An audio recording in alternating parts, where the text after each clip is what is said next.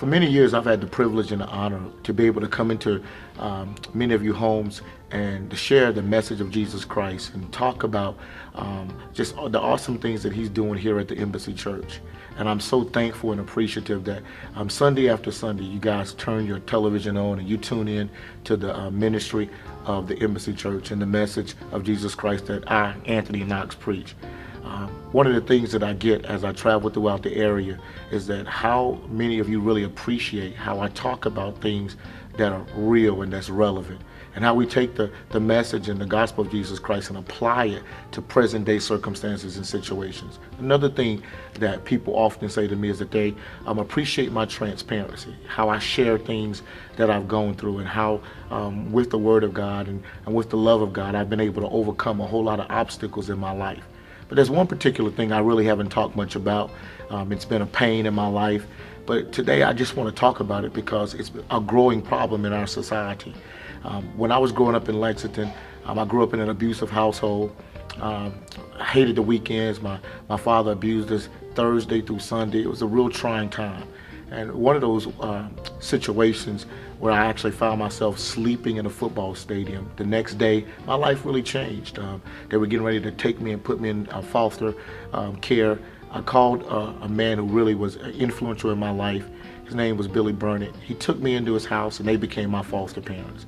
But with that, my friends really didn't understand what I was going through in my household. How I hated weekends and all the trouble that I experienced, because every day I still got up and I went to school. I still smiled. I still played sports. But I had some internal things going on in my household, but also on the inside of me. And because my friends didn't understand it, they labeled me as gray boy, because there I was, a young black man growing up in a white neighborhood with white foster parents. And I took so many, negative comments. But I'm just so thankful that I was able to survive that. I've gone on and, made some great things, happen in my life. But I still felt the need to be able to get involved and make a difference in other people's lives. I've been pastoring in Greensboro. I hadn't been doing a whole lot of things in the community. But I was introduced to a wonderful nonprofit organization, and I joined the board. And I'm just excited that I found a nonprofit organization that I can get involved with that could help me give back and help some people overcome some of the things that I had to overcome.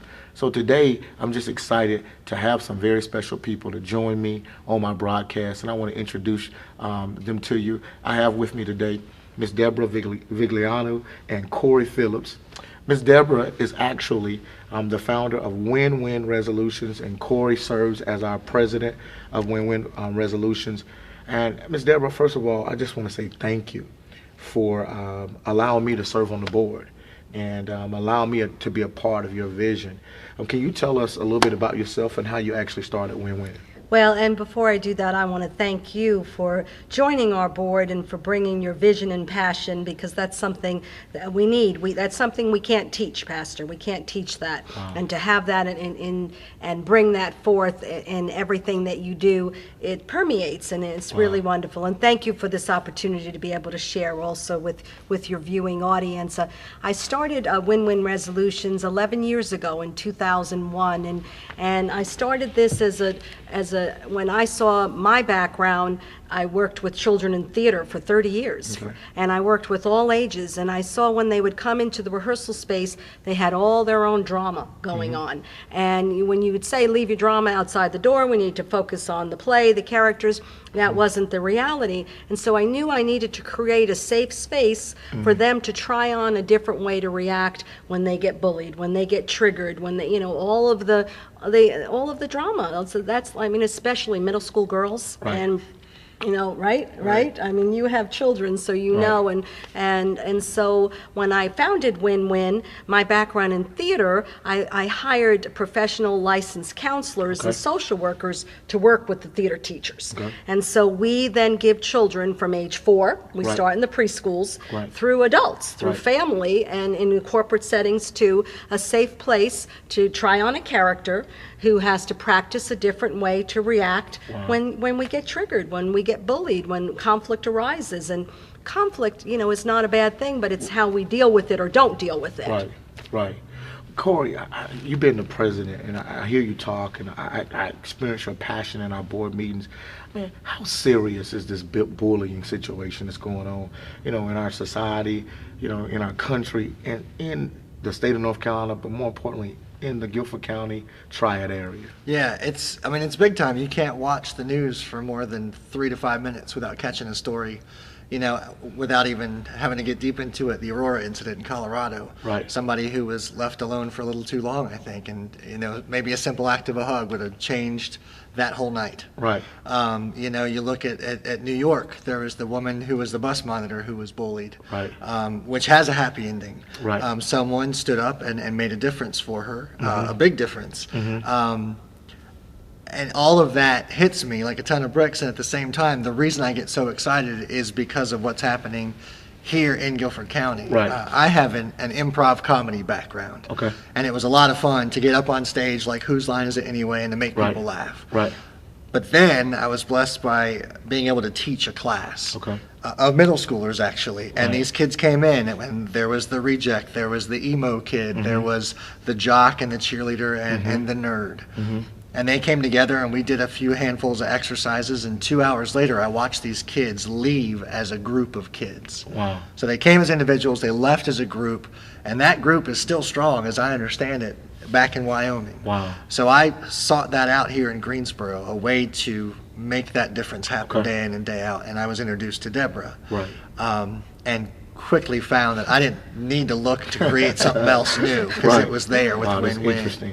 Yeah. And as a father of 2 young kids, like Deborah said, to know that there's something out there where my kids can make a positive difference Right. or a positive change in their life, Right. in and amongst a group, you can't get any better than that. Wow.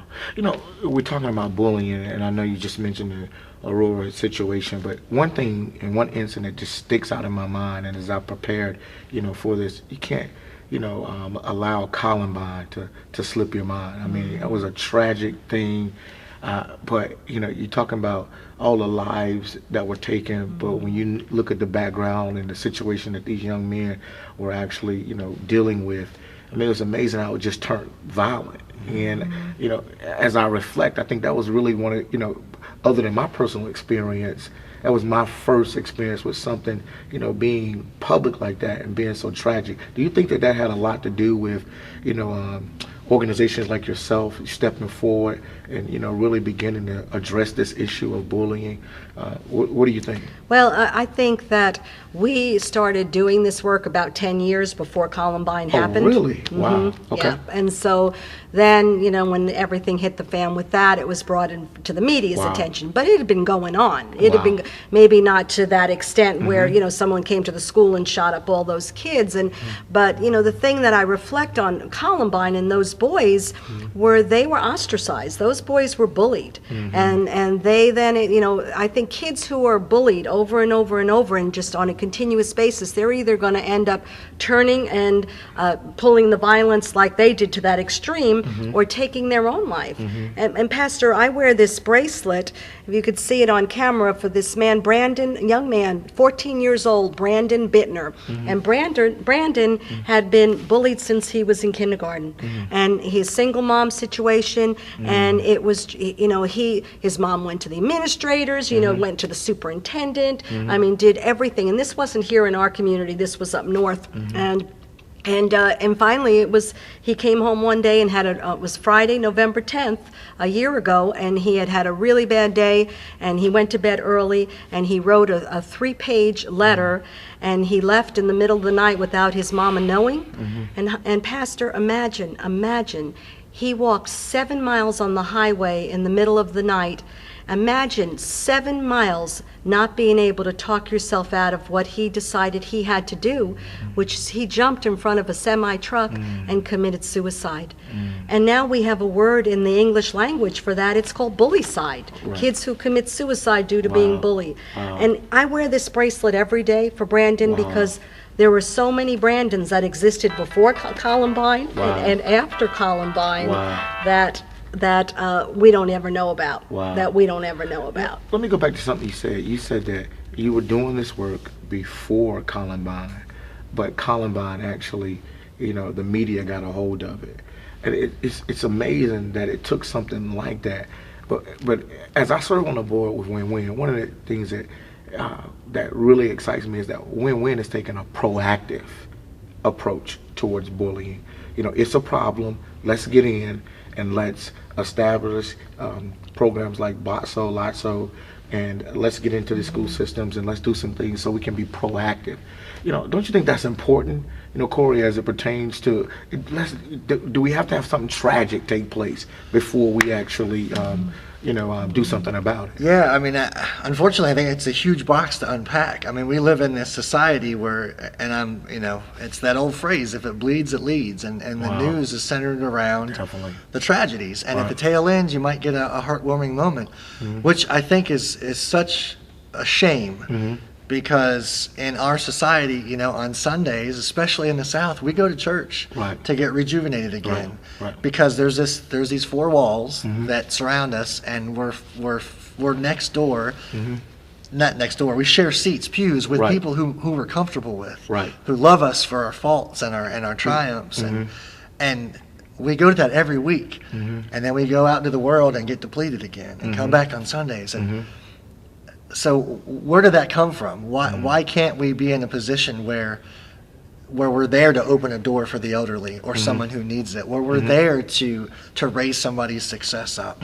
But instead, we kind of seek out these mishaps and tragedies and these things that Right. happen. So yeah, I do think I know and believe that organizations like WinWin need to be around. It would be Right. great to say they're Right. calling for you because they love you so much. It would be great to say that Right. we're going to put ourselves out of business. Right. Wouldn't that be a great day when we find this clique where everybody falls together and Right. it's all about raising each other up. It's Right. not about knocking each other down. Right. And that would be successful. Until that day comes, we're going to keep plugging away and working with these kids and being inspired by these kids Right. because they do amazing things in and amongst their own volition. Wow. When I wrote my book, You Can Be More, I don't think I shared this with you, but one of the chapters that I almost placed in my book was No More Bullying. Each chapter has the word more. And my whole book, You Can Be More, was really, a book that I wrote based on overcoming situations in my life. And in my research, I found out that there were 4 types of, bullying. There, the personal bullying, the verbal bullying, the relational bullying, and the cyberbullying. Let's talk about those things. I mean, because, you got some people who are oblivious to this. They're thinking that, this is not real, regardless of me sitting here talking about my situation, what I went through 25, 26 years ago. I mean, it's come full circle. But when you talk about it, the different types of bullying, the personal, the verbal, what I went through, I wasn't, beat up, but it was the verbal things, and then the relational, but now we have the internet, and then you have the cyberbullying. Can we talk a little bit about those? Well, and I think that's where it brings it to a whole new level. I Okay. mean, when we were kids, and I know I'm older than you guys, but you could get off the school bus and you had a safety zone. You were Right. away from the bullies, you were away from the school, and now with everything social media, internet, there's no escaping it. And I think that's why we have kids that feel so hopeless and that they end up then, taking their life or doing something very serious, perpetrating violence on other people because of that. And it's like it doesn't take any courage to get on your what is it, MySpace and Facebook and all of those, Chat and rooms. and it's such a cowardly thing to Right. do, Right. to spread a rumor like that, and a child feels like it's not just the 5 kids in my class that know it, it's everybody, that it's so widespread, and it's so, I think we have a responsibility as a community, as parents. In fact, right now on a national level in the media, what they're lifting up is the role of the parents in this. Wow. And I was getting ready to go in, it was my next thing, as it pertains to solutions. We need programs like what we have with WinWin programs, but the parents play a major role in this. I mean, I think that the parents have to be involved in this, recognizing what's going on with your children. Unfortunately, I was going through this, and I was so embarrassed that I didn't talk to my mom about it. But after I started living with Mr. Burnett, I could actually, talk about the situation, and I'm so thankful as I look back and I reflect. He would actually talk me through it. I was a small kid, 5'7", 155 pounds. Most of these kids that were doing this was bigger than me, and it caused me to really take my frustrations and turn them inwardly, and it really, affected my self-esteem and things like that. But it's, the parents have to play a role. But one of the reasons also, Ms. Deborah, I wanted us to come here is because I think that we need to bring awareness to pastors. I mean, one of the things I've said to you is that I think programs like WinWin, we don't need to try to reinvent, as you said earlier. I think that one of the things when it comes to ministries, we become so isolated. We want to start our own programs. We want to start our own, anti-bullying things in our church. I really don't think we need to do that. I really think that pastors and churches really need to get behind this program. And I'm not just saying that because I'm on the board. We've had you here at our church, and you spoke and you brought some awareness to people in our congregation. And I know many pastors are watching. You watch me. I'm a week in and week out. But listen, this program here is something that you really, really need to take a look at. They're doing some awesome things at WinWin, and Miss Deborah has a powerful vision. And I just wanted to personally challenge all the pastors that are watching and all the people that go to a church.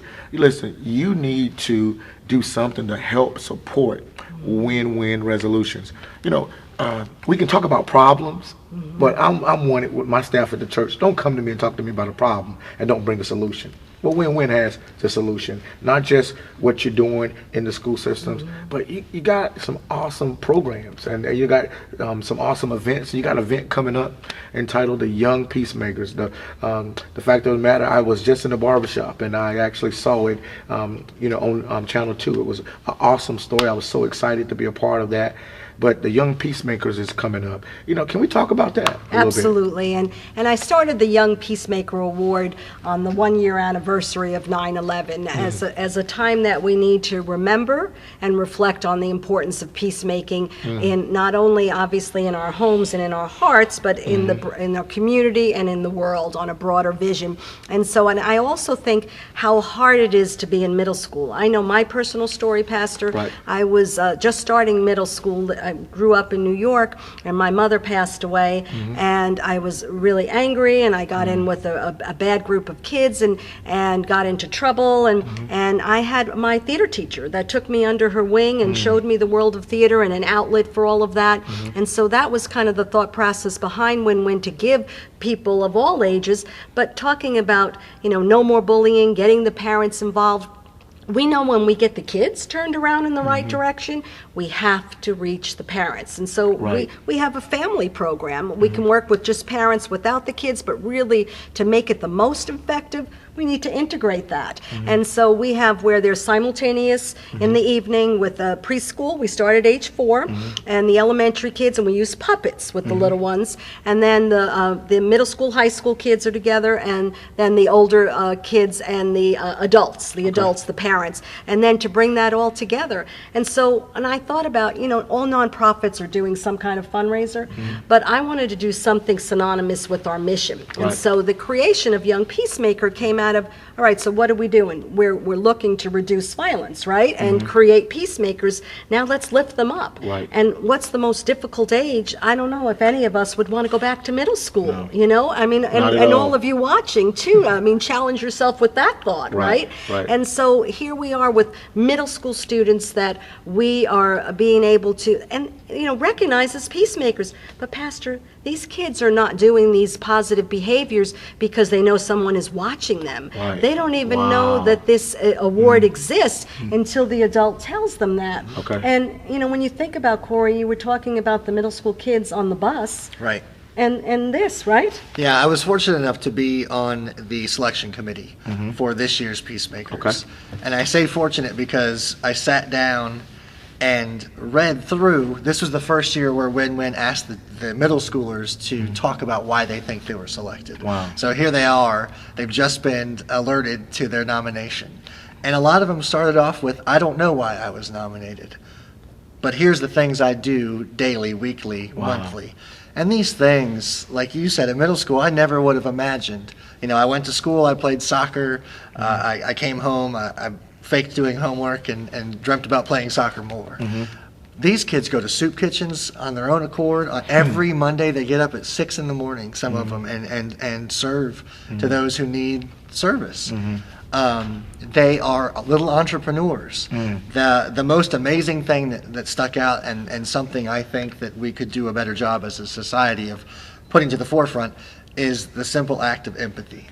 These kids are so empathetic to the needs of others, and not in a I feel sorry for you, woe is me, but there's a problem here that I can fix. And it's a simple solution. And I keep using the door, opening a door for someone, but you just never know how that simple act of kindness could really turn something around for somebody. And these kids do realize it. So September 8th, at the Grandover Resort. And it's our 10th anniversary, 10th Pastor, anniversary. of Peacemaker. Wow, Peacemaker is great. 10 is the number of restoration. That's wow, right. it's great. So September 8th at the Grandover. I was there last year, and I wasn't on the board then.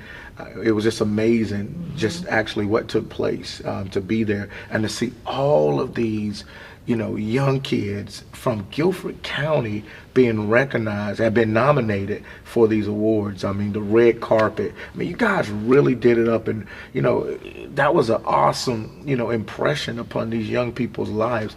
So this year, September 8th, is the 10th anniversary. It's going to be taking place. How can somebody get involved, Ms. Deborah? We would love for you to come. We have the ballroom will accommodate 650 people. We had about 600 last year, and so we want you to come out and lift up these kids. Go to our website, www.winwinresolutions.org, or call the office at 230-1232. And you can get tickets, and of course, contacting you, Pastor, would be able to communicate that on how to get tickets, but there are tickets available. This is also a fundraiser for WinWin, Pastor, and so we look toward the community, to churches and businesses to get tables and sponsor.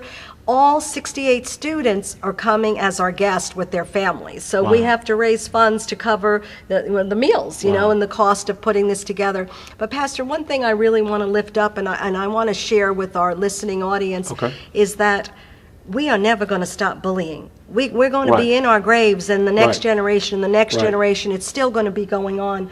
But the one thing we teach in WinWin that I think is the most impactful is that everybody has a role, if in helping on this in a way that you can make a difference. What we call it, yesterday we worked with 100 children in one of the Parks and Rec centers here in Greensboro, and we talked about it. You hear the word be a positive bystander, but in WinWin, we say be a positive upstander.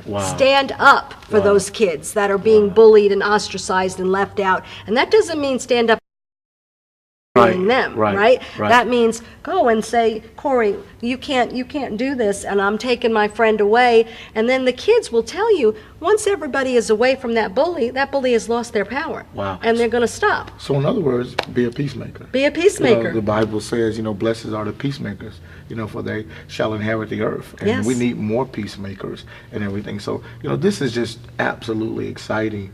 We're not going to stop it, but we can do our part. We can do our part. We just can't let it just stand there and just be isolated from it. And it takes more effort to be a part of a solution.